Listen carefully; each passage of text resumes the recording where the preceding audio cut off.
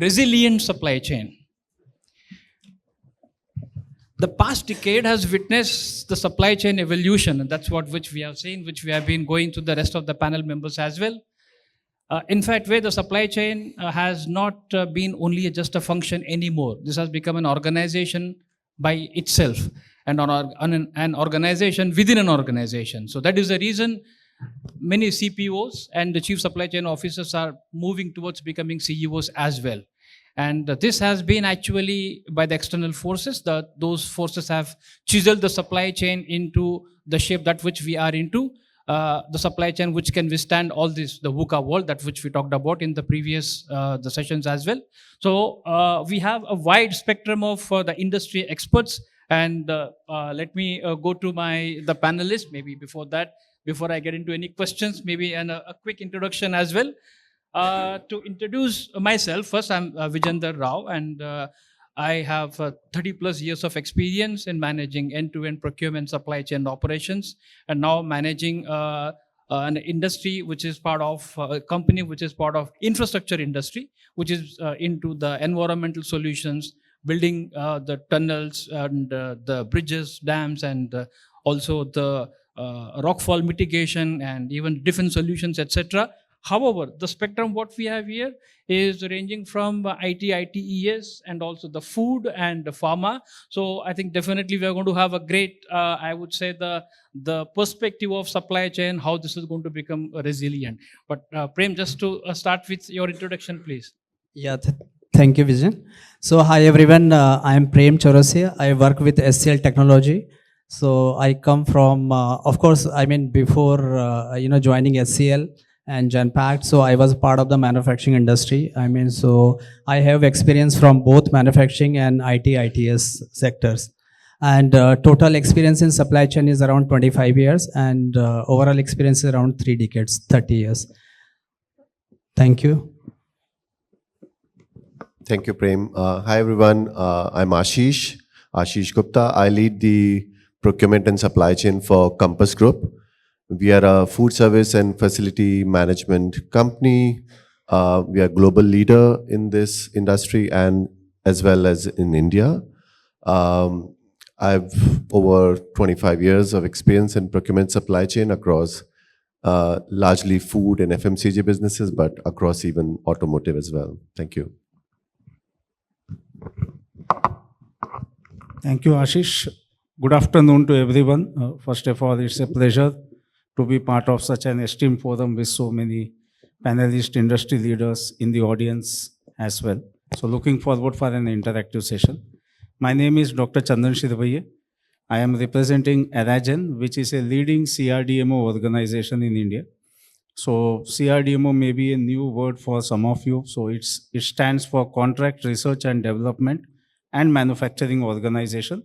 Basically, we do it for the global innovator company. So under the umbrella of pharmaceutical, we are the innovation services which exist. Overall, I have around 25 years of experience, but now I have spent around 11 years with this organization. So good amount of it in the pharma sector. And resilience, the topic which is there today, is very much relevant for us, for every industry for that matter. But like pharma, we say we try to save lives. So every delay, every risk is an opportunity lost to save somebody's life. So we will look forward for that insightful discussion, and I will try to share on what good practices we have adapted and the way forward plans. Over to you, sir. Yeah, thank you, Chandan, and thank you, and good afternoon, everyone. And thanks to the BWN Supply Chain for giving the opportunity to share our thoughts. And I am representing the Pladis Global. They are having the global snacking company and some global iconic brand like a Mcvitie, Godiva, chocolate, and the Ulker under that umbrella. We have a single production plant in the country in Himachal Pradesh. From there, we are servicing to the domestics as well as the international market, about the 35 countries across the world. And then as a company, we have the logo that happiness with the every bites, because of the food items, and the Mcvitie is known globally for their digestive brand.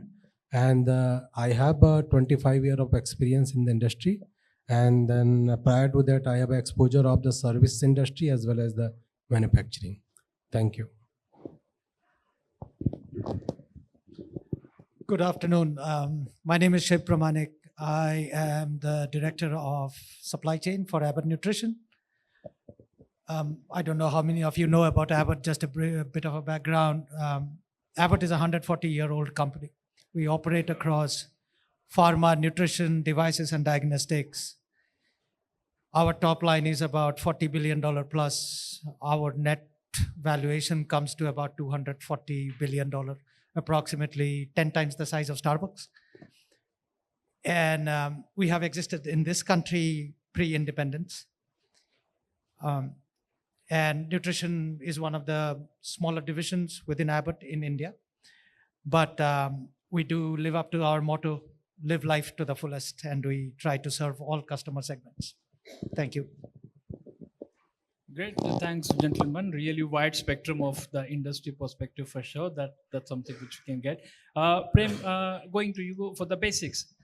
When we talk about this, resiliency, okay, how are you building the supply chain, maybe in your organization? What do you say that your team is now resilient? When do you say that? Okay, very good and very relevant question actually in today's world. So first, let's understand, what is resilience.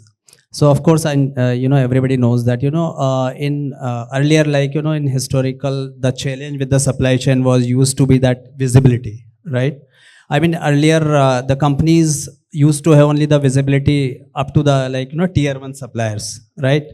So, once we think for the resilience supply chain, then definitely, there are couple of features I would say that, we need to look for. So first is visibility.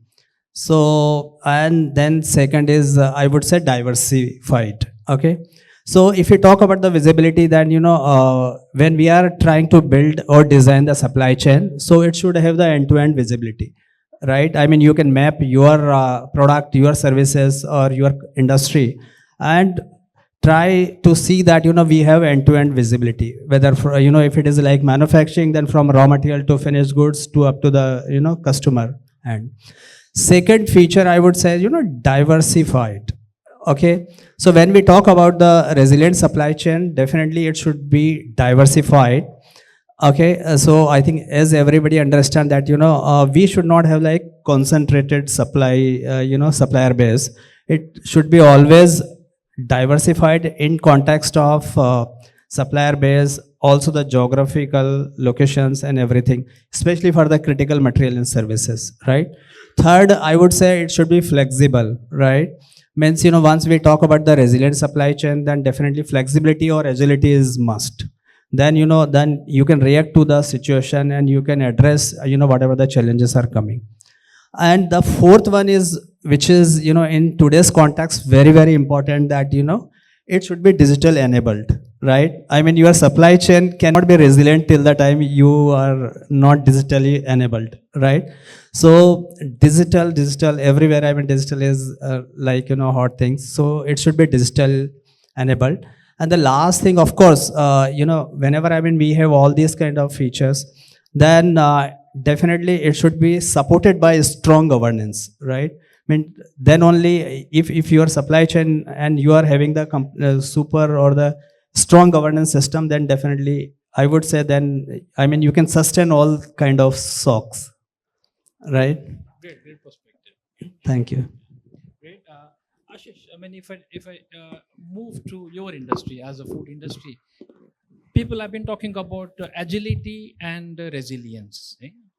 How do you see the difference, or do you see, is there something which is different when you say not a resilient supply chain team, but even agile supply chain team as well? So how do you build your team, and when do you declare as, okay, so now today we are not only resilient, but also agile as well? Yeah. No, I think this is a ever-changing scenario. I don't think there is one point in time where you can say that now we are agile and resilient. I mean, in today's world, I think VUCA is actually probably old now. Yeah. Now we're in a Bani world, right? Brittle, it's like non-linear. I mean, in this kind of a scenario, we really can't predict. I mean, of course, we can use data to basically understand the different variables coming together. But I think more than, the success depends not so much on how well we are able to predict the future, but then more so on how well we are able to prepare ourselves for different kinds of futures, because it's changing every day. So it's not that, okay, we have reached a state and now we are ready. I think Prem talked about agility and resilience. How do we build that?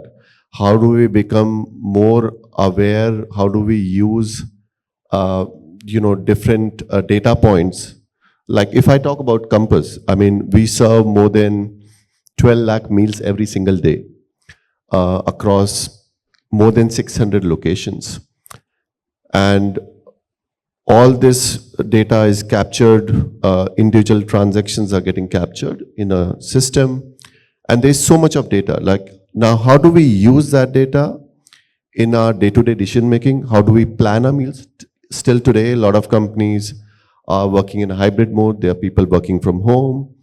How do we predict when, people are expected, which days of the week people are expected to come more? How do we plan our menus more smartly to optimize, reduce the food wastage, for example? How do we design the menus in a way that we can control the food waste? I mean, have flexibility, built-in flexibility. I think that's another point which Prem talked about. How do we build in flexibility and agility in our supply chain? How do we use data points to really kind of get those signals, those early detection points to be able to, plan better and act better? Most of the times the risks do not come from awareness about the risk, but it's just that we have chosen to actually ignore those risks. We haven't really planned for them. And I think every organization, whether it's a food service organization or it's a infra organization or a pharma, I think it's very important for us to work towards, preparing ourselves for those scenarios, preparing a team which can come into action quickly in case of any kind of risks coming. We are becoming more data-driven in our decision-making, not just gut-based. And supply diversification again is an important piece to that overall planning, so that we are able to, have a backup plan in place. We are able to not land all our eggs in one basket, but really able to activate alternate suppliers whenever there is a need for that. You brought an interesting point, which is like an awareness of the self as a function, and also having to deal with the several data points. But Chandan, if I move on to your industry as pharma, as we heard in the previous panel as well, pharma industry has to deal with a lot of data points.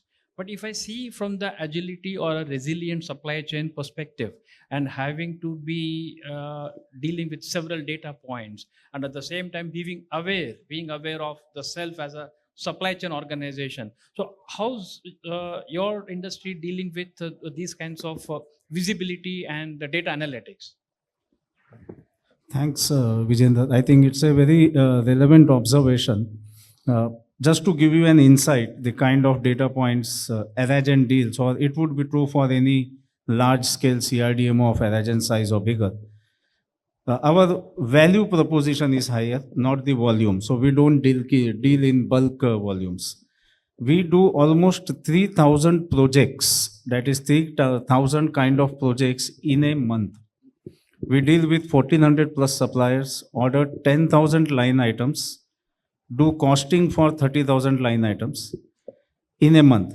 And most of it is non-repeatable. The repeatability is hardly 20%. And when I say 1,400 plus supply partners, this is only the direct touch point. Then this goes further deeper. And the biggest complexity around here is all this is in exploratory business.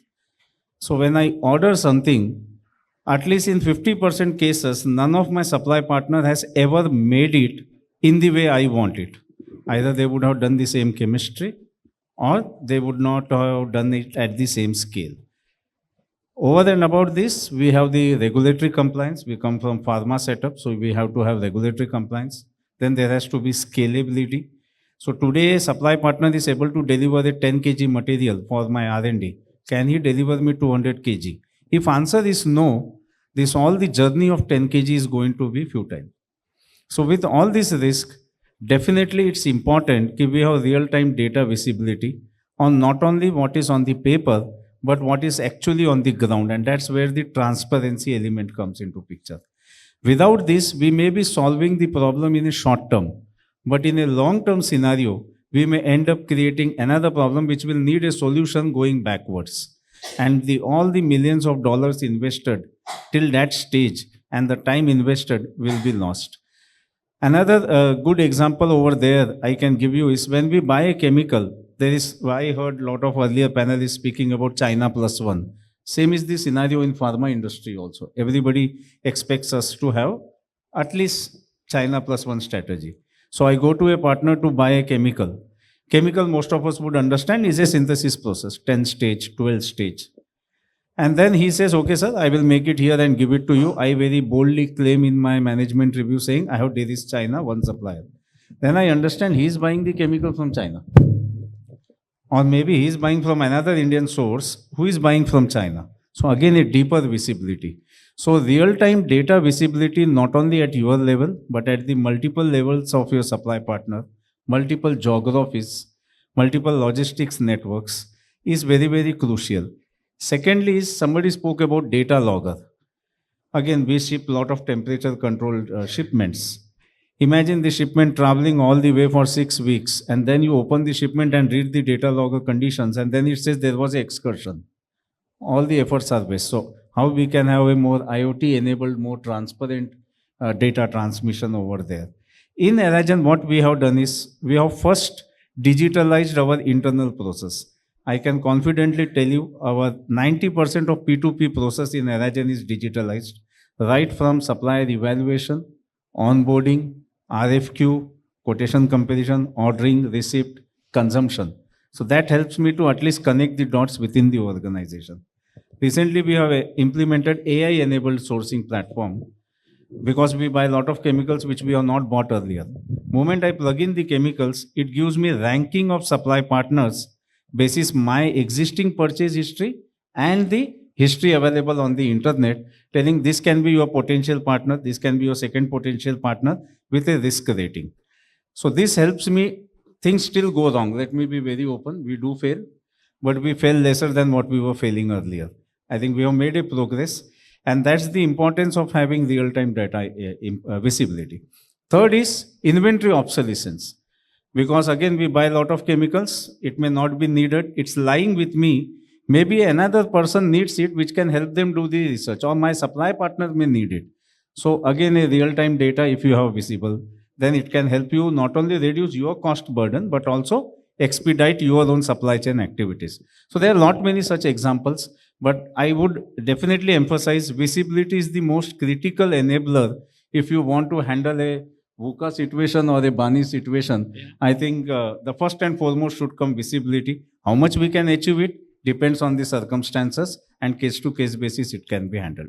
That's interesting. So when we are talking about visibility and what you talked about analyzing or managing this data, that huge size of the data, maybe even Shib, I would like to go to you being the same as a pharma industry. There must be use of technology as well, right? Otherwise, we as supply chain, we would not be the same unless we take the strength of technology and then move forward to become more agile and resilient supply chain. So what is the use of technology in your domain? How you are using technology to do the risk mitigation? So first, let's talk risk mitigation. I think, you see, in our context, we can have too many sources of too much data. What we don't need is an endless array of data, and end of the day, technology being just an enabler for us to gather, assimilate, assess, and then give us decision-making points. So going back to where I started, we don't need endless array of data. What we need is enough data so that we can make integrated decisions. What we do drive for is lowering the reaction time. We want to lower the reaction time to disruption because having a disruption-free supply chain is a myth. That does not exist. What exists and what we create as leaders is, or are organizations that can react to those disruptions, and that is exactly where technology comes into play, and of course, the decision sense comes into play. So if you look at, and it can be plain basic technology. It can be technologies as simple as Power BI, okay, right? Because it's homemade. I don't need a rocket scientist to create a dashboard for myself. What I do need is the right information that comes in. And secondly, what I do need is all the information that I'm getting through my tech tools, whether it is integrating through SAP to the supplier and to my manufacturing site, is integrating that into the planning process. Because if I'm not integrating any of this information into my SNOP or IBP, then the entire gathering of data and the use of technology becomes advisory only. It is not a part of my core DNA. So, long answer to your question, when you talk technology, it is, yes, there are many technology tools. So I'm not going to dive into tools, otherwise it will sound like I'm endorsing one versus the other. The point being, am I collecting the right data in the right amount? The second more important point being, am I integrating it into the decision-making process? And the third point being, I would definitely take that information and plug it into my planning process, because that is what is going to make me more risk resilient. Going back to your first question, but we started. Brilliant points. Thank you so much, Shiv. But if I extend this technology, and normally we see, Prem, normally as we see is IT, IT-enabled services, of course, is an industry which is dealing with the technology in a much bigger way. Within this industry, if we take supply chain, and in parlance of supply chain, what is the technology that you are using in your organization? And the deep learning that which we are talking about, how is that which you are utilizing for the benefits of supply chain? Okay, so let me start from the basics of supply chain. Of course, everybody is like earlier we used to work from the reactive mode, and now like proactive or the predictive mode, right?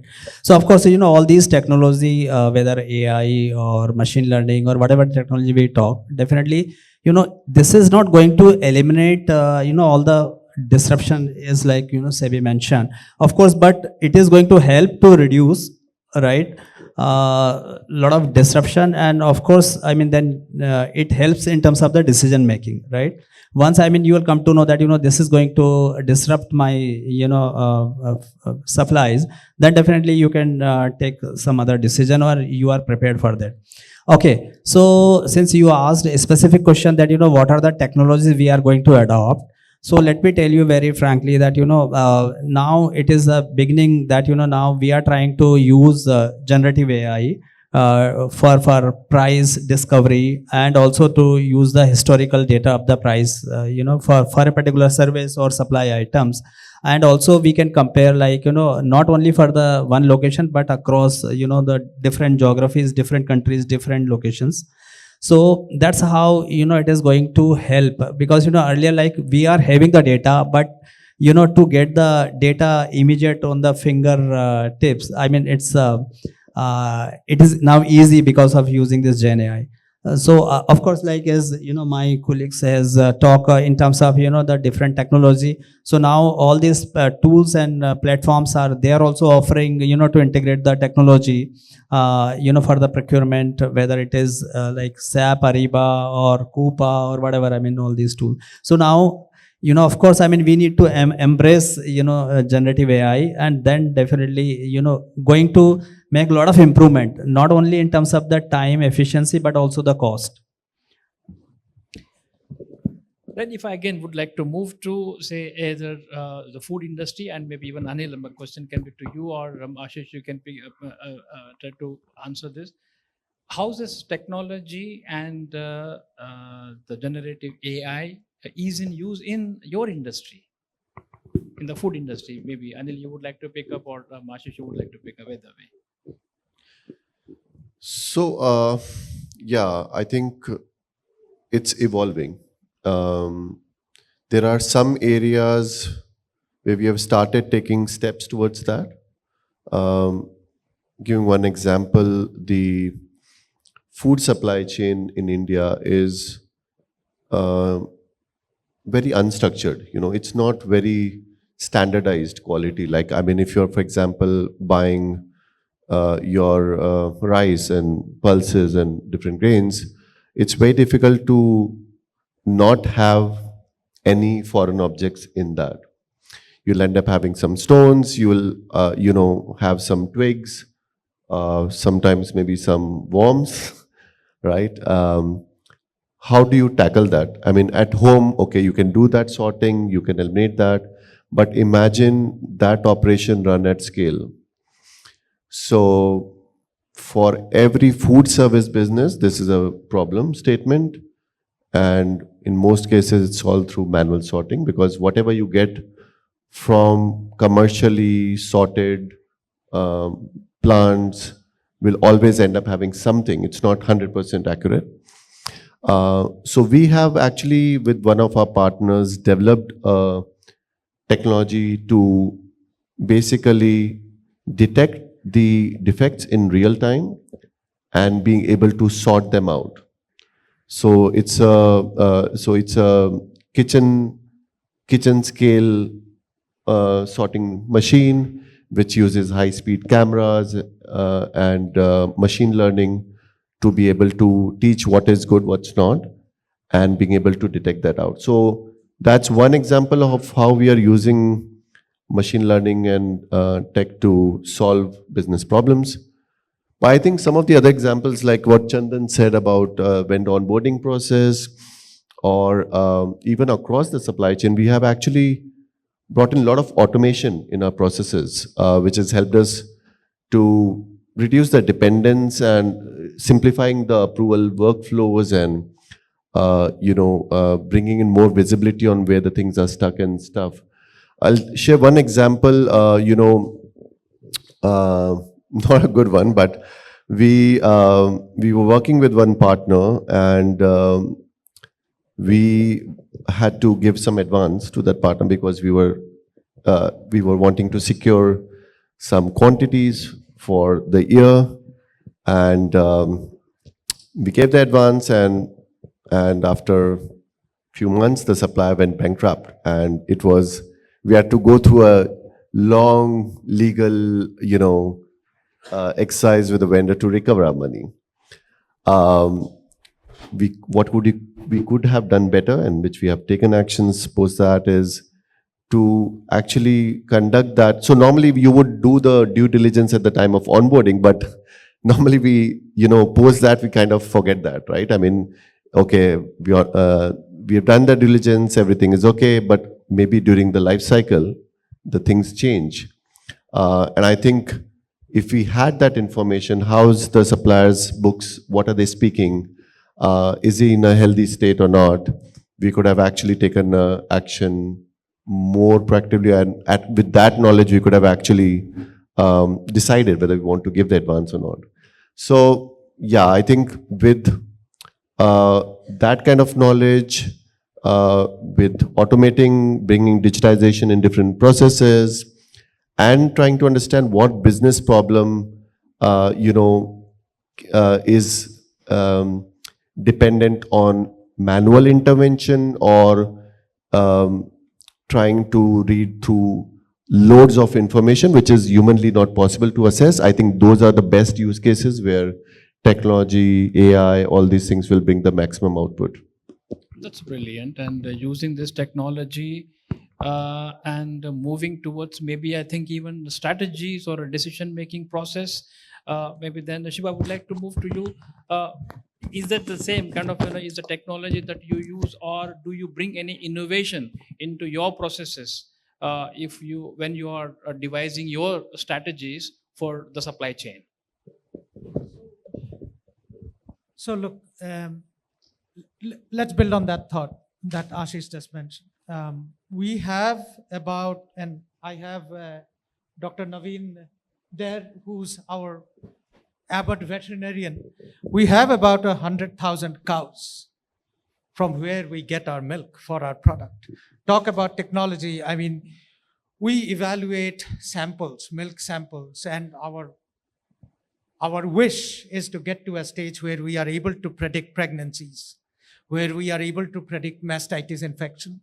Right? Wow. So that's where we want to go. We are not yet there. We are in the data collection process. Now let's talk innovation. When we talk innovation, one is pure play, the way we understand R&D based innovation, or what we could do differently. How do we bring technology into dairy, to cows, so that we are monitoring better? We are developing cow health, animal health, farmer welfare, all of that. The other way to look at innovation is, do I have innovative strategies in my supply chain? Can I look at differentiated BOM for hedging my risk? Can I look at differentiated channels? If I were to cross a particular... I think I landed it perfectly with all that bang music behind. So innovation are both sides, right? The more we collect data, and I think as leaders, again, I go back to my first comment, as leaders, our job is to make sure that we are enabling our organizations in a way that they are able to innovatively think. At what time do I engage my second supplier? Now, a supplier that I have not used for 2 years is not my backup supplier. In fact, it's a very big red flag for me. So at what point, what sporadicity do I use my second supplier? How frequently? I think those are all the innovations that I would like to think about or bring into the organization. I would say very interesting, definitely the perspective that which you talked about, and the technology can be put to that level of advanced usage to predict something. Of course, definitely supply chain is going to be, I would say, in the forefront as far as the driving organization is concerned. So Anil, I would like to touch base again as a food as the industry. How are you using these kinds of technologies, and what you talked about as a generative AI, is this specific to maybe one organization in food industry, or is it widely used across all industry, all companies in the food industry? And if you are using, so how you are utilizing this to devise or develop your sourcing strategies in terms of depending on single supplier or a multiple supplier? And if you would like to decide this, how are you taking help of technology for this? Thank you. In regard to the technology for the developing single and the multiple supplier, right now we are using in the India that our local resources, and our focus as in the UCA world, that everyone knows that the supply continuity and the cost factor are the very important part for the any supply chain person and leaders. So we always focus on that, what are our, due to the different geopolitical and the pandemic and the currency fluctuations, as well as your regulation changes and some climatic changes. So there are a lot of factors, because as a company we are having the food item, and we use the wheat flour and your palm oil, and as well as your sugars and some many ingredients and the flavors, which always have the local sourcing as well as the overseas sourcing that impact through the different your impacts globally. So we focus on that and do the prioritization, what are our priorities, and what are the elements are impacting to the procuring the cost, because they are the historical data, and the historical basis on the data we can select the supplier also. And in place of the single sourcing, we always focus on the multi sourcing, because always we have the focus on the continuity part.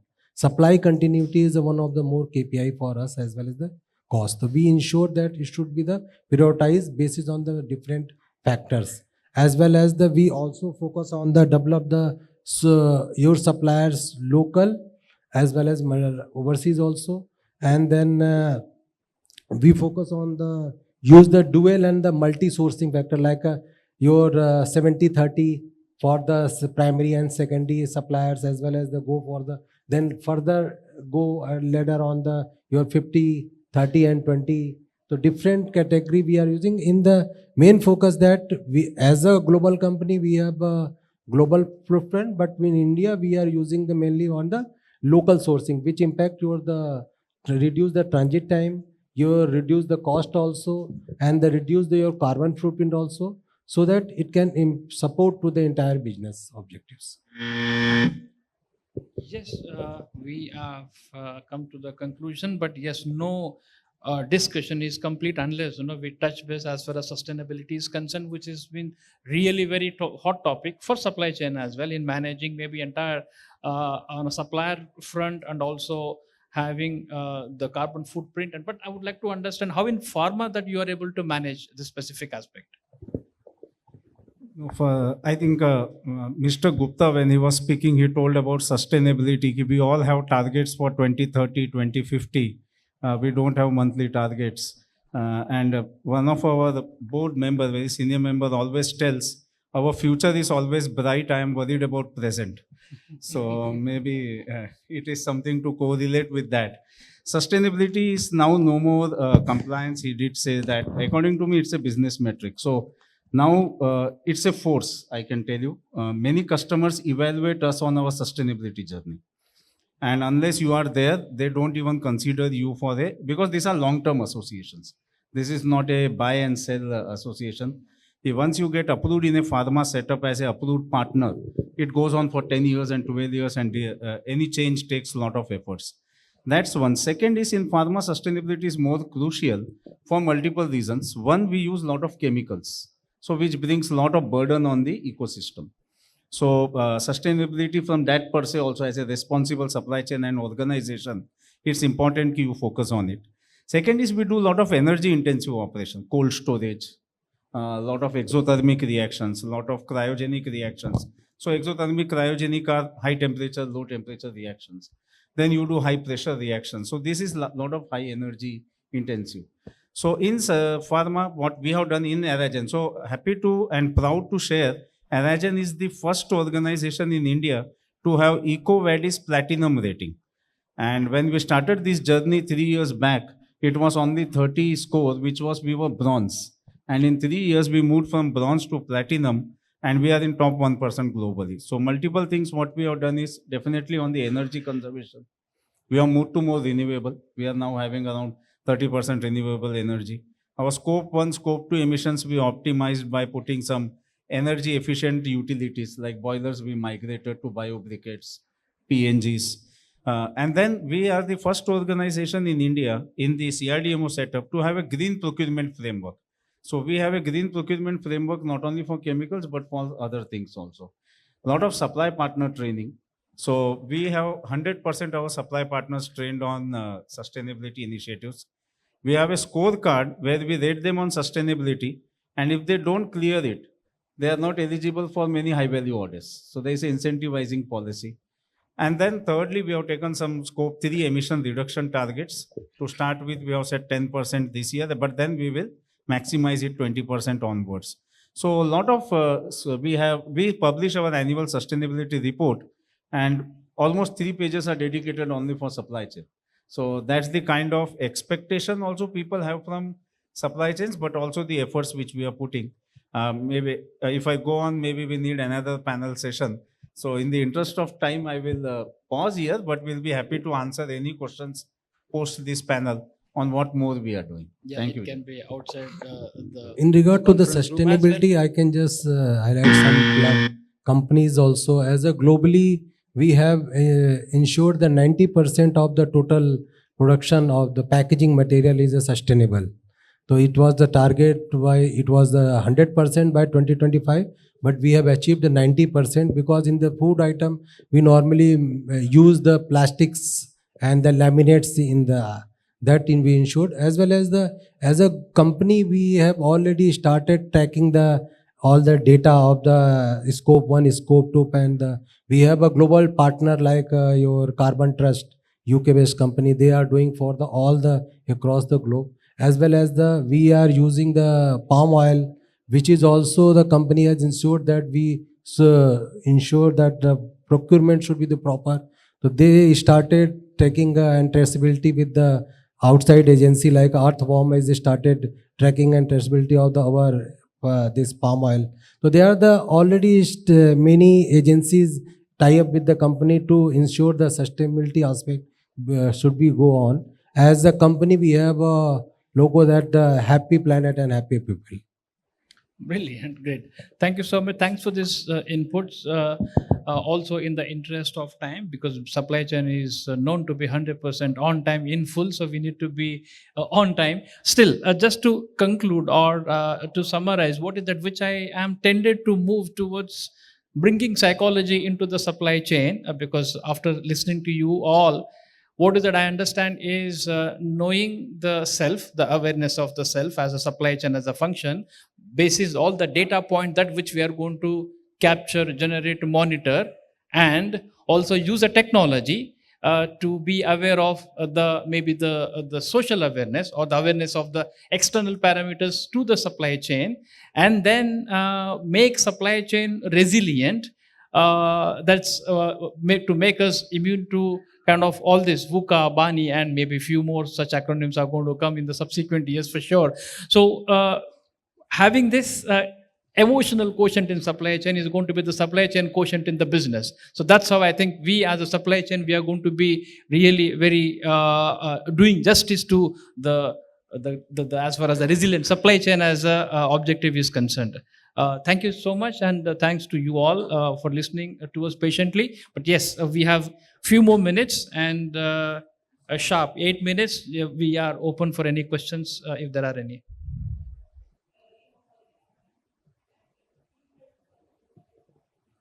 They're running well with you. They're all with you, I guess.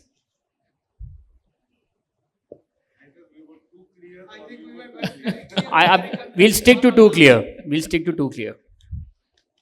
Great. Maybe I think we are more than 100% as far as on time in full is concerned. Thank you so much.